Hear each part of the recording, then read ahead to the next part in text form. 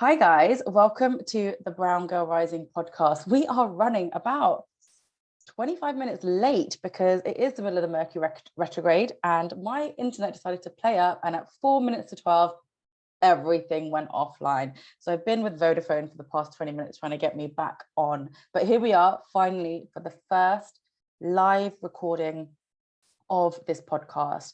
Now, the reason I wanted to go live with this podcast is because I wanted your feedback and I wanted to kind of take you on a journey, my story from kind of childhood to today. It's been an interesting one. It's been a bit of a crazy one.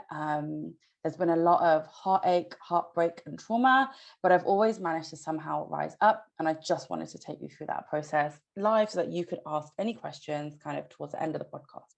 So again, thank you for joining Brown Girl Rising.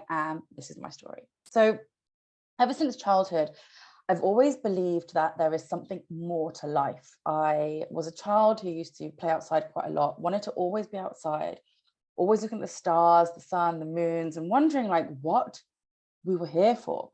Why was this like insane ball just floating in the galaxy and we were on it? Like there's got to be more to life than just us. And, you know, I used to wonder if there was a purpose for all of us as well. Obviously, someone's calling me in the middle of my podcast. And I used to be quite a spiritual child, so believing in like God, in Mother Earth, in nature, and just wonder. Everything was wonderment for me as I was growing up. But that all changed, and I blocked off my spiritual channels. I blocked off me, my humanness, everything when I was raped at university. We're going to get into that as well. So, you know, all my life, like I've had these micro traumas. I wouldn't call them massive traumas, but little things. Like I was a chunky kid all my life. You know, I wouldn't say bullied by my family, but always made to feel big because my stature is quite tall. I'm 5'9", quite broad. And as a child, like I was chunky. I'm not gonna lie about it. I used to eat what I wanted to eat. Probably too much, actually. I remember going home from school and eating like 4 slices of toast because I loved toast so much. I was the ugly duckling. You know, I was bullied at school for having hair. I mean, how ridiculous is that? I'm an Indian girl. I've got darker hair, but I used to have sideburns that went all the way down here. I kid you not. Plus, like I say all the way down here, like literally to my neckline, and a moustache and a few like, you know, stubbly bits on my chin as well. And I was bullied for that. Like they used to call me Gillette at school and I used to laugh it off. You know, that's just who I am. Laugh it off is fine, but go home and cry. And that, as much as it wasn't a big trauma, it was quite traumatic to go to school knowing that you're actually going to get bullied. You feel beautiful inside, but then someone's made you feel really bad about yourself from the outside. And no one really ever looked at me twice. Like when I say that, I mean men, boys at school never looked at me twice. And I was the girl who was just overweight, hairy, and everyone's friend, and used to literally like float between the cool crowd, the geeky crowd, all of this. So I never really knew myself. I never really really got to know who I was during my childhood. And then I remember like getting my A levels and having to go to university. And I say it in that way, having to go to university, because actually when I did my A-level mock exams, you know, I got like E's in science. But when I did my actual exam, I got a B plus or something like that in my science. And I got an A in my German, and I got various other, you know, really good results. And it was like, right, you're going to university. So I ended up going to Bristol, but I didn't want to go. I wanted to stay with my family. I wanted to stay with my sisters. I had a sister who was 2 years younger than me, and I had a sister who was 10 years younger than me. And I was made to go to university. I was the eldest child.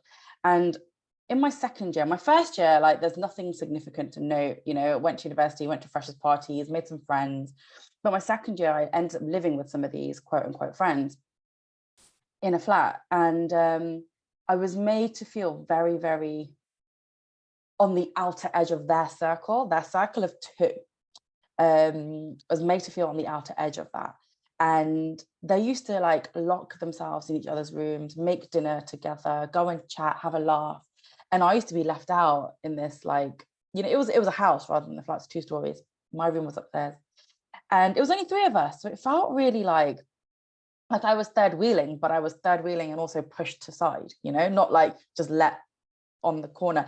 And so I turned to food and alcohol, and food became a crutch for me, and alcohol, like, I remember this one time, and this is terrible, but this one time I drank a whole bottle of Baileys to myself in the front room, because I didn't have anybody there.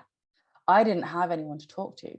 You know, that was my drug, essentially. And it also, like, I felt like it kept me out of depression, but I don't really think it did. Like, eating and, you know, drinking so much and turning to those kind of things as friendship, when really you need human friendship or spiritual friendship, it really got me to a place where I didn't, again, know who I was.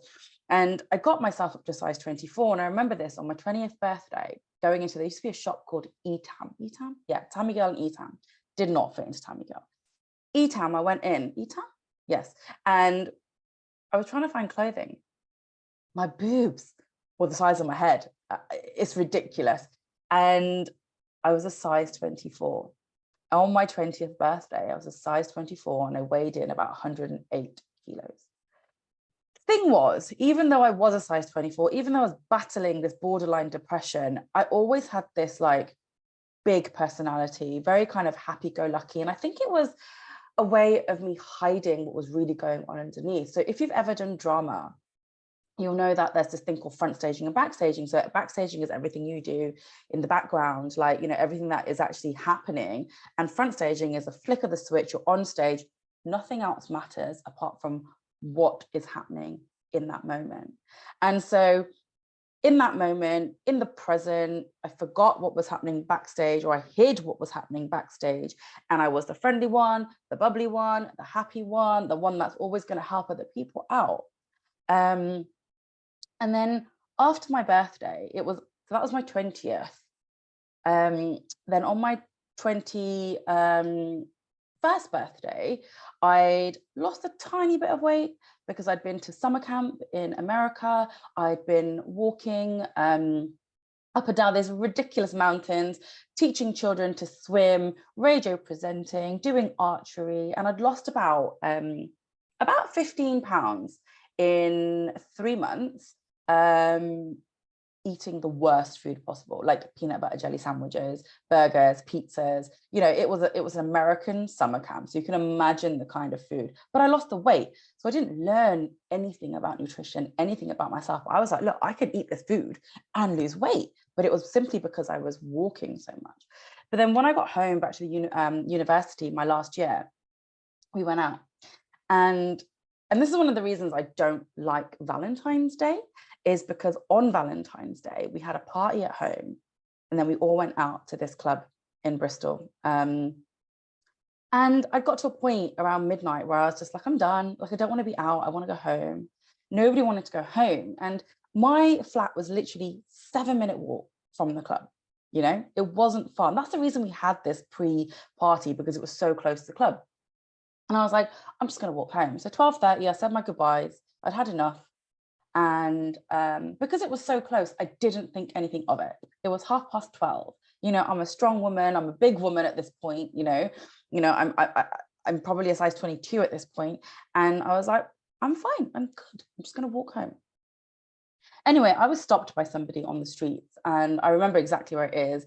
And I know some of you are from Bristol and you know Bristol quite well. So I'm not going to tell you exactly where it was, because it'll be in your memory for life if I tell you exactly where it was. But I was stopped by somebody, and they were like, did you have a good night? And I was like, yeah, sure, mate, I'm going home.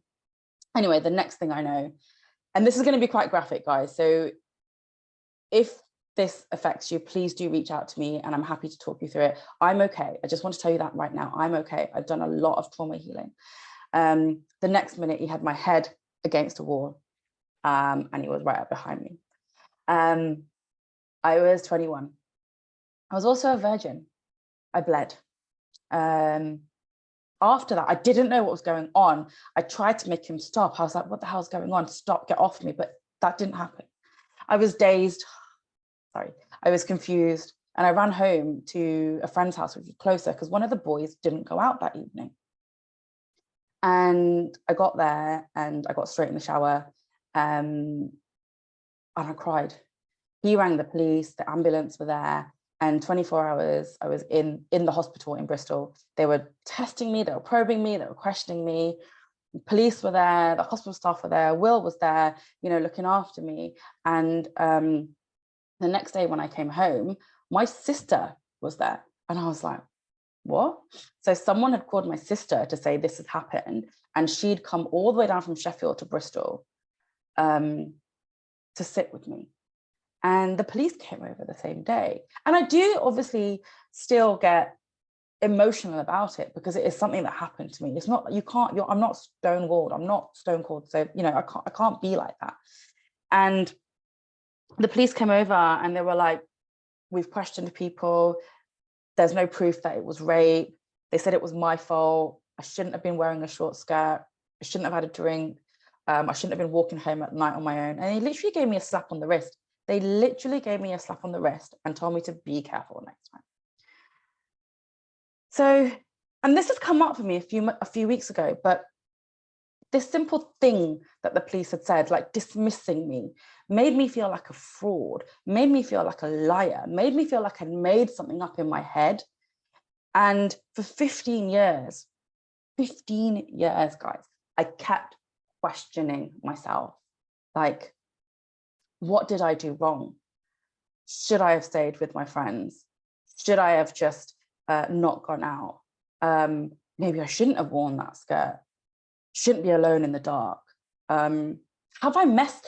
This is ridiculous. This is what I thought. Have I messed somebody else's life up by saying that he raped me? That's how I questioned myself for 15 years of my life. And, you know, I numbed myself after that. I numbed myself so much by drowning myself in debt. You know, my thing was life's too short, people are evil, men are evil. And I literally thought, what the air, right? So I drowned myself in debt. I shopped, bought clothes, I bought a car on credit card, makeup, junk. You know, shopping was my outlet. And I racked up a lot of debt. You know, one of my other outlets, and I'm going to say it on this podcast because it's the truth, is I used my body as a weapon for men. It was like, F you, I'm going to do this, I'm going to bugger off. And, you know, people can judge me for that, but it's just how I dealt with it. And we all have our own ways of dealing with things. And so, yeah, I had 6 counselling sessions. They were kind of given to me by the NHS. The first one was incredible. I remember leaving the first session feeling like, oh my God, so much had left. But the next 5 felt like a waste of time.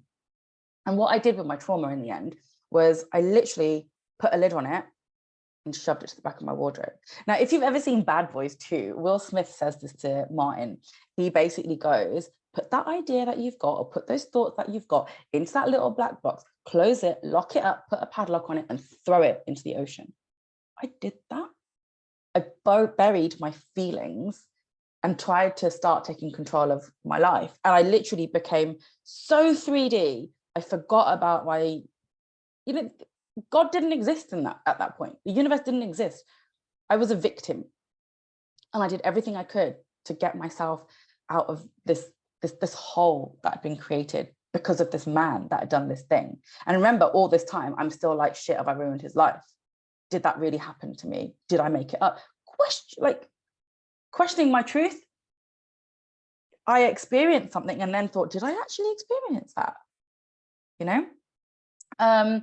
So I wanted to control my life. So yes, I'd racked up all this debt and I wanted to control my life. So I thought the only thing I really can control is my weight. And I joined this well-known slimming club. And when you go to a slimming club, every week they literally get you on the scales and it's like you're slimmer of the week or you're not, right? And so my obsession with the scale started at that point. And it was so bad, like not just weighing myself once a week, it was weighing myself every day, 2-3 times a day. Then what happened was I stopped eating. No, I didn't stop eating. I stopped eating snacks, but I kept my 3 meals, right? But what I did was my breakfast would be vomited up. My dinner would be vomited up. The only meal I kept down was lunch. And the only reason I kept down lunch was because I was working for Siemens Business Service at the time. And you can't really go to the toilet and throw up. And I did a few times. But in the beginning, it was like I made myself do it because I was like, no, I want to lose the weight. I need to lose the weight. You know, I was getting this positive reinforcement. You're looking really good. But then it was like a psychological thing. And then it's just like, you're eating to feel full and then you're vomiting it up because you don't want it in you. You're purging, right? And in 10 months, at the age of 23, I went from 100 and must have been about 5 kilos at the time to 55 kilos. Lost about 50 kilos in 10 months. That's not healthy for anyone. And I had no food in me. I was cramping. My skin was like jelly, and my stretch marks, I started getting stretch marks. So when you lose weight, if you don't look after your skin, you will get stretch marks, right? But I was getting all that positive reinforcement. You look amazing. I just bought a brand new car at the time as well. I bought an A4 convertible. So people were like, you look amazing. You know, how did you do it? How did you do it so quick? You know, I was getting reinforcement from guys going, oh my God, you're really hot. Like I'd never had that. Never had that at uni, never had that growing up at school. And it was like, oh, I'm doing the right thing because like, obviously I'm getting this reinforcement, but I was cold. Everything cramped. Oh my God, my toes, my feet, my arms, my calves, everything used to cramp. My hair was brittle. A lot of you know my story in the sense of like, I have a very thinning crown. It is growing back now, which I'm really grateful for. My nails were brittle, but you know what? Makeup and nail varnish covers up a lot of sins, and it's so easy to hide a disordered eating pattern. And then I got gastroenteritis. So as I told you, I only ate 1 meal a day. That meal used to be salad and a soup. But for some reason, this day, I was like, there was these mushrooms and they looked amazing. And so I had mushrooms and mayonnaise. And the mushrooms had been sat out under these lights for a little bit too long. Now that's what I know now. And within 5 hours of eating those mushrooms, I was shivering, I was hot and cold, and I started vomiting like acid because there was nothing in me apart from mushrooms and mayonnaise.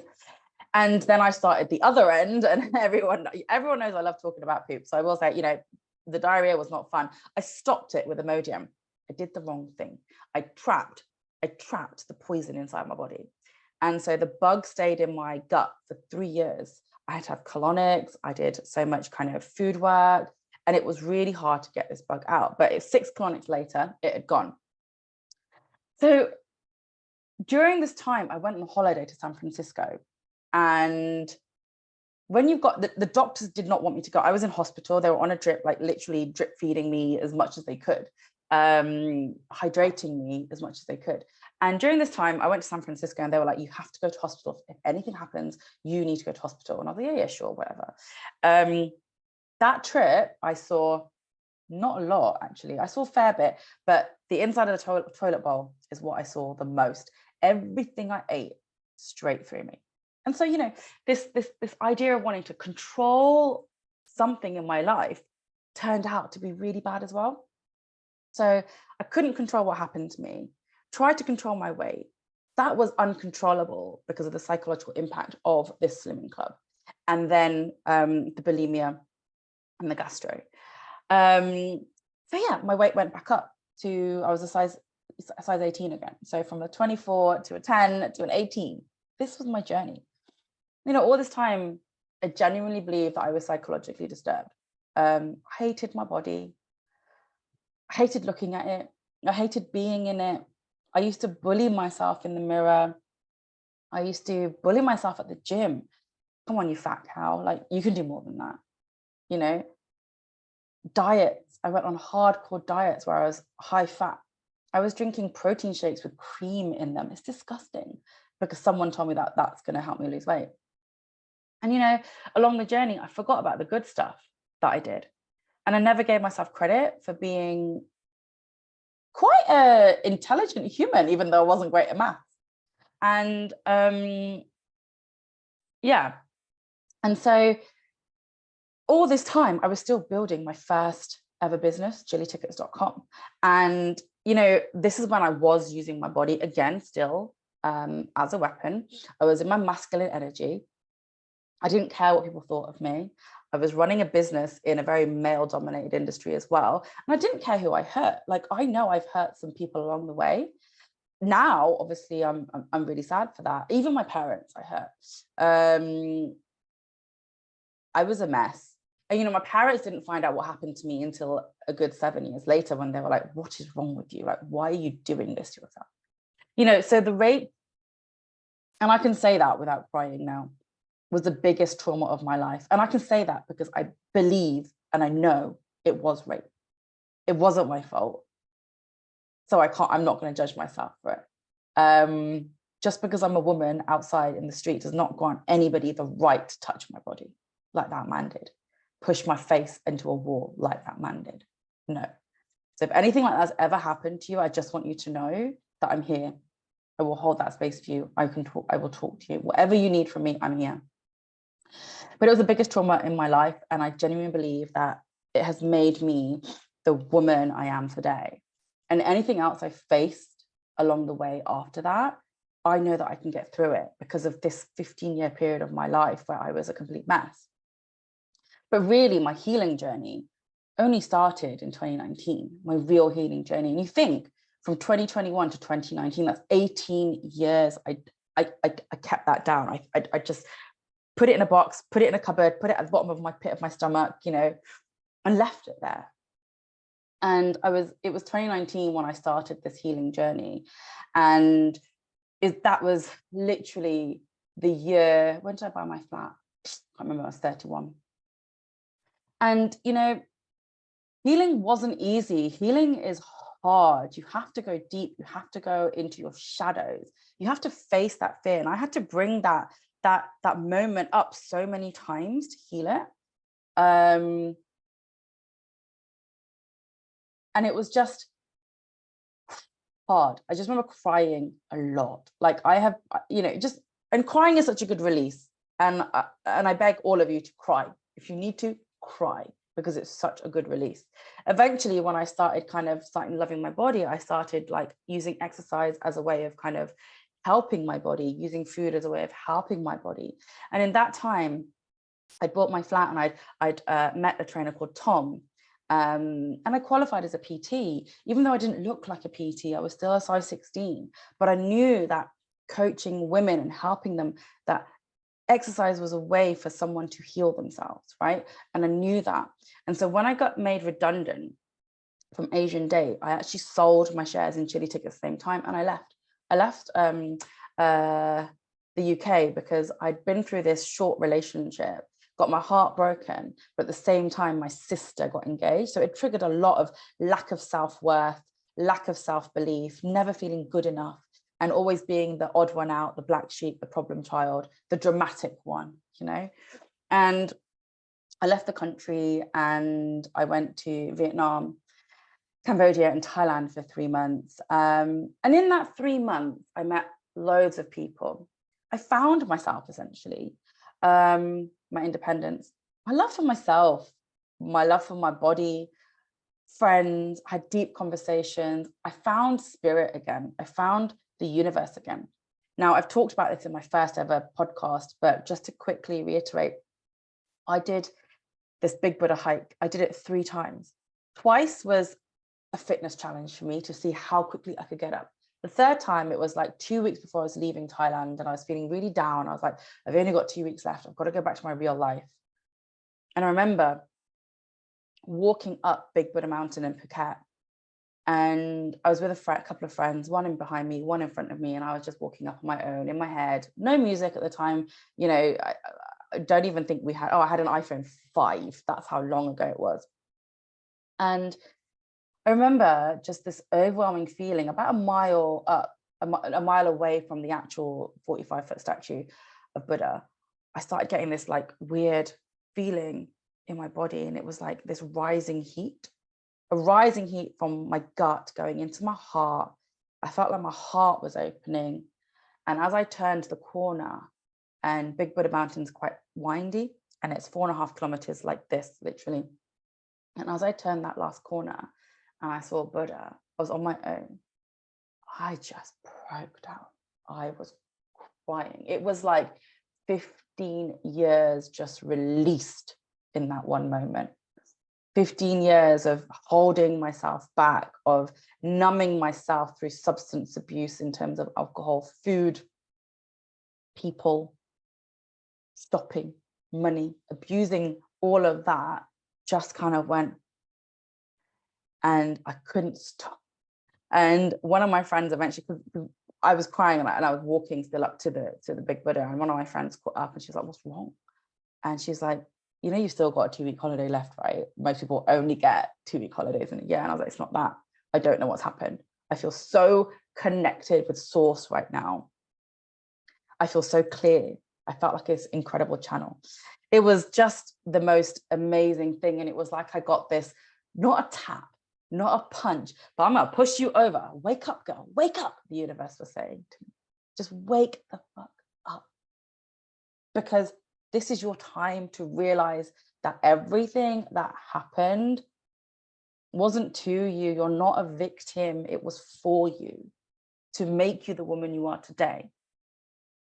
And, you know, since then, I've obviously come back to the UK. I've had my PT business, trained myself healthily, ate healthily, and got to a really good place between, you know, like, I think it was 2021, I was at my leanest in the healthiest way possible. But life happens, guys. You know, it's not linear. You're not just going to be like, you're on a good trajectory and that's it. You're not just going to be like, right, I fixed everything. Now I'm just going to keep rising and rising. There's going to be challenges. And the biggest challenge after that was this H. pylori. So before or just after lockdown happened, I started vomiting acid. I'd been in hospital for 3 days, again, hospital for 3 days with the worst tonsillitis of my life. So bad that I couldn't swallow my spit. And I had to count down every time I wanted to swallow. My temperature was at 40. It was at 40 point something, sorry. And I was on the floor of the A&E floor. And when they got me into triage, normally they triage you and they put you back into A&E for 3 hours. They triaged me, they put me straight on their bed. They had a drip straight in me. I was that close to like not even living. That's how it felt anyway. I felt like I was in hell. The heat rising through my body was insane. After that, I got really ill. It triggered something in my gut. So we all have dormant H. pylori within us, but something will trigger it. It could be kissing someone. It could be an illness like this. We just don't know. Some of us have it in us and it just gets triggered. Some of us, it never gets triggered, right? Mine was triggered, but we didn't know it was H. pylori for about a year. It was masked as acid reflux. So LPR, oh, GERD. So silent reflux, right? I didn't get acid burn or anything like that. It was just literally vomiting constantly. And in that 1.5 year period, I had the worst brain fog of my life. I didn't know who I was. My head was in pain. My body was aching. I couldn't sleep at night. Like that is when the devil that is reflux gets you, right? At night. You might find yourself fine throughout the day, but at night it's just awful. And at that point, I had to slow my personal training business down and go back to a corporate job. And you know what? Needs must. It was what was meant for me at the time. I had to go back to that corporate job. I couldn't cook. I couldn't stand. I was at home. Thank God it was a work from home situation most of the time, apart from once a week. And even then, going into the office was awful, like having to get myself into a mental state that I could get on a tube, drive the car. So I'd drive from Reading or Wokingham to Westfield. I'd vomit in vomit the acid. This was not bulimia, by the way. This is not controllable. I could not control this. It was not psychological. It was acid. But it did trigger memories of the bulimia. And it did trigger that a little bit, quite a lot actually. And I'd get to Westfield, I'd vomit, I'd get on the tube and I'd be coughing. And it was the middle of the pandemic. There's people wearing masks looking at me like I'm dirty, like I'm infecting them. And I was like, this is not COVID. This is something completely different. And I couldn't cook. I ate takeaways for a year and a half, pretty much. That was it. And, you know, I stand here today after a year and a half of that, having managed to keep myself in under control, remission, whatever you want to call it, since 6th of August last year, and only have 2 major kind of setbacks with the reflux and the H. pylori. I stand before you today, I'm 13 kilos heavier. And you know what? For the first time in my life, I do not care. I don't care, because I'm healthy, in the sense that everything I went through, from the rape to the bulimia, to hating myself, to abusing myself, to the H. pylori, to today, I can say I did that. I got through that, and it's made me who I am today. And, you know, I've had a lot of falls. I've hit rock bottom multiple times. Like when I had the reflux, vomiting 8, 9, 10 times a day, and it's just being acid, your stomach's empty, your head's hurting, you're on the floor in tears. It feels like rock bottom. But there's something deep inside me that always kept me going, right? Always kept me rising like the phoenix from a fall. And there'd be a fire that I'd get ignited. No, I want to make a change. You know, I want to have a better life. I want to not be in pain anymore. I want to help women who've been through what I've been through. And, you know, this is where I took responsibility. I finally took responsibility. And I would say realistically, I only took responsibility in the last 2 years. You know, I stopped blaming myself for the assault. I stopped blaming that person as well. Like, I don't know what that person was going through when he did that, right? And I took responsibility for my feelings and my actions. And in that moment, and in this moment and today, I can see what I went through as a factual thing. I went through rape. I'm a survivor. No, I'm a thriver. I had H. pylori. I had bulimia. You know, it was a fact, and I've dealt with that. It's just something that happened. And I started saying yes to new things, right? I started saying yes to healing. I started saying yes to crystal therapy and Reiki therapy. And I started thinking about, what do I actually want my life to be? Do I want to stay in this victim mentality, or do I want more? And I always knew, as I said, from childhood, that there's more for me. I just wasn't sure what that more was. And, you know, I looked at all my limiting beliefs. I healed. I've done theta therapy healing. I've done hypnosis. I've done so much to help myself. And I finally found something that works for me. And reframing those limiting beliefs is really important, right? So I looked at my childhood and healed what I needed from there. So traumas such as my mum making me run around the garden before feeding me because I was a fat kid, I forgave her for it, you know? It didn't make me feel good. I didn't even know that was a trauma until 2020. I didn't know, but I had to forgive her for it because it was something that was holding me back. And as I said, I worked on my self-worth, my love for myself grew, and I started doing the more self-development work. And now stepping into my power has been really hard as well, because there's always something that goes, you're not worth it. No one's going to believe you. No one's going to trust you. You're just a girl. That's it. But I know I'm more than just a girl. I'm just more than just a woman. I'm spirit, right? And I genuinely believe, as I said, that things happen for you to grow, to help you grow, to help you change direction, for you to remember who you are, what you promised you'd become on this planet, and that the universe and that God, whatever you believe in, divine, higher self, will only put things in your path that you can deal with and that you've chosen to deal with. If I hadn't have gone through what I'd gone through in the last, let's say, 36 years of my life, I'm 42 now, I wouldn't be the person I am today. I wouldn't have the empathy that I have, right? I wouldn't be able to hold that space. And this is not an excuse for the person who assaulted me. This is not an excuse for the police making me believe that I was wrong, making me feel small, making me feel unworthy, or, you know, making me feel like it was my fault. But it is an understanding that light and darkness both come from within. right? How you see something, how you can see something as factual comes from within. And you have to work on yourself to be able to see the light in the darkness. And it's all about your perception.